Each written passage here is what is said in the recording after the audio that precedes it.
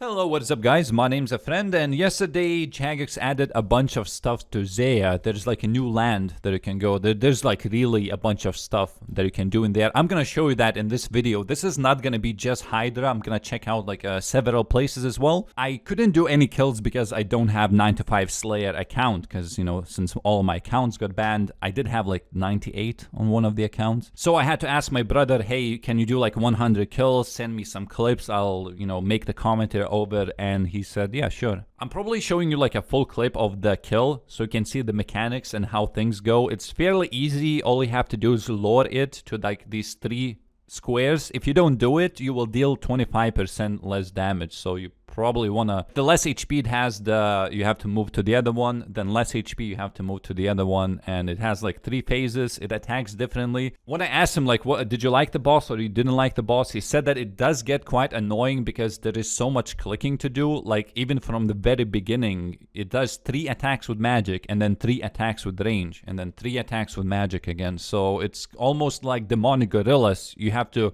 constantly be running around and switching prayers, and the last phase is like Jad phase, so you have to do it every single hit that it does. Mage range, mage range. So I don't know, it seems I don't know what else. How could you improve old school RuneScape's boss mechanics? Because it doesn't seem that original. It's kind of like, oh hey, this also has Jad phase. So the drop table, this is how it looks like currently. I'm gonna show you what he got as well. At first I looked at something like Dragon Knife. I was like, oh okay, so these are the new Dragon Knives that they added, and you can get up to like 1,000 from it, but it's worth like 6.6 million.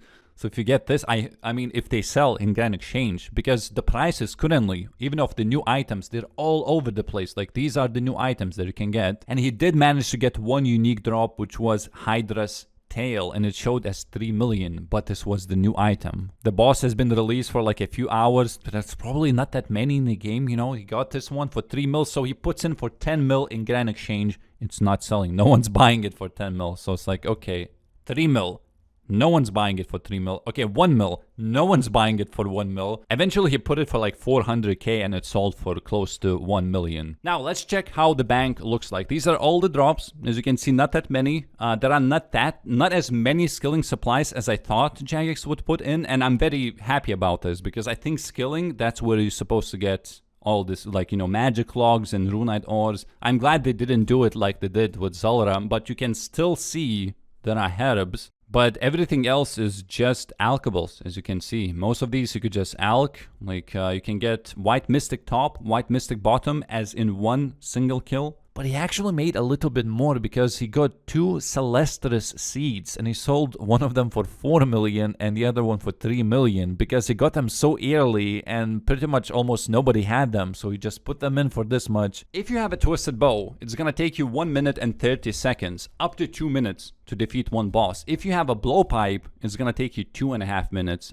maybe even 3 to do just 1 kill. So I think he spent like 3 or 4 hours doing 100 kills, and now he's continuing doing this to go for 500 or even 1,000. So there may be another video for a little bit more accurate drop table. It does seem like he did multiple kills a trip as well, so that is possible. And the first thing I want to talk about is the new Slayer Master. So previously we had level 70 combat and level 85 combat gap. So if you are 70, you go to Zanaris, and it's not necessarily really a bad Slayer Master, because sometimes you can get things like, you know, you can get Blood Velds, like Fire Giants, Hellhounds. It's a pretty decent, but at the same time, 50% of the tasks are like junk. You get like Desert Lizards, and you get like the Cave Slimes, and like these small things that barely give any XP. So this new Slayer Master has 75 combat requirement and no Slayer requirement whatsoever. So it seems, also it seems like it's a low-level Slayer Master, which is not. It's actually the best, the most rewarding Slayer Master of all except the Wilderness. It gives you 18 or 20 points depending if you completed Elite Diaries or not. When it gives you a task, let's say 150 blue dragons, it will also tell in which location you should slay them. In my case, it was Taverley blue dragons, and if I kill them anywhere else like Heroes Guild, I would not get any Slayer experience at all. So this boss seems to be bad for people who are getting Slayer tasks for the sake of getting boss tasks. Let's say some people, if they want to kill Calphite Queen, they want to get the task, so don't choose this one, because if you do get Calphites, it may just say that you have to kill them in location where... Wait, I think that's the only location actually.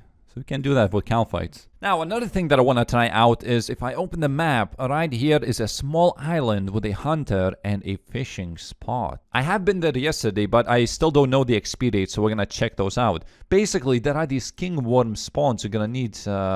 Actually, you may not need them if you catch the fish. But don't worry, there is no competition. There are these you can pick up, but this one is just infinite, so you can keep picking up. Oh, there are fishing spots, but they disappear on their own too. It's they don't stay static all the time. So it's very simple. You just click on the fishing spots and you get hunter and fishing experience. So you could say this is like a barbarian method to train. You know, where you catch the fish and you get strength and what is it? Strength, agility, and fishing XP. In this case, it's a way to train both hunter and fishing at the same time. But as you can see, this one is really click intensive. You pretty much have to click all the time, and then you're gonna run out of...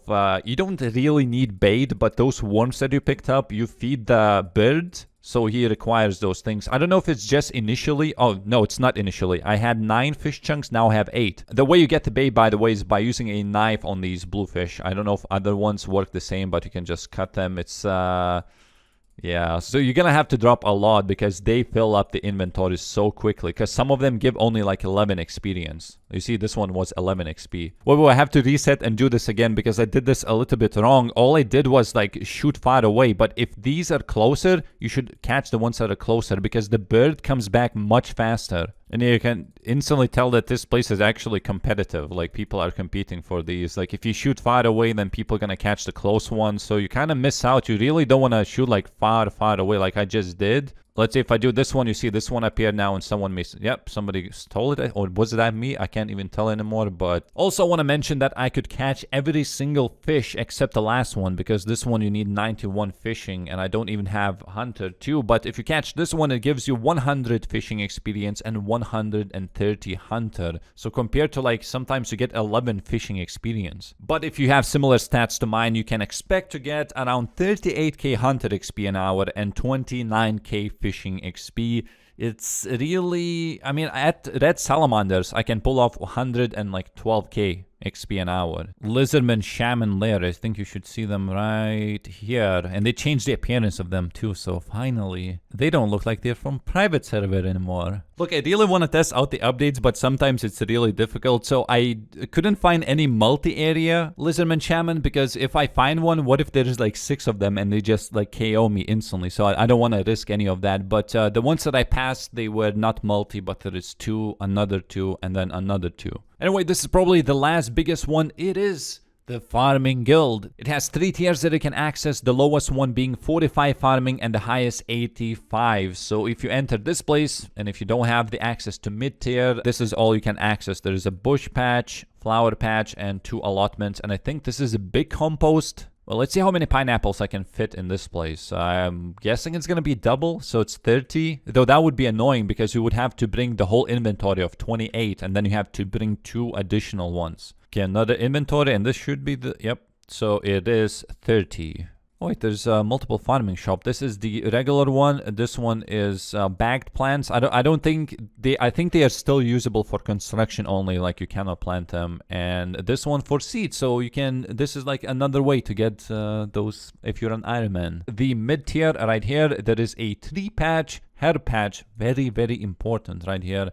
And then there is this. Okay, this one I can't really explain, so I'm going to show you. In this patch, you can grow like a plant. There are 3 different types. It really depends what kind of boost you want. So if you grow, let's say, this one, Athos, it's going to grow, but eventually it's going to die. Like, even if you don't do anything, the plant will die. While it's grown, it's going to give you increased yield everywhere else in RuneScape from farming. So if you're doing herb runs and you want to get more herbs even, you probably want to plant this one. And unfortunately, this one I cannot access because I need 85 farming. So I just read about the Celestra patch. It's very weird because, okay, so you grow a tree and you can cut the branches or the bark or whatever, just cut the whole tree, and then you can fletch those logs or whatever you got into battle staffs. Like literally harvesting battle staffs from a tree. I mean, logically it makes sense, right? It's like alternative way to get battle staffs now. Man, I really wish I could access this place because what it seems is that you can climb up the ladder and it's gonna be like your own personal redwood tree that you grew yourself so nobody else can cut it. This could actually be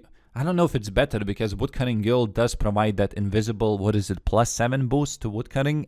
And I mean, it's not really that big of a competition for redwood trees. But if you feel like you want to have personal space, this is the place to go. Thank you and bye.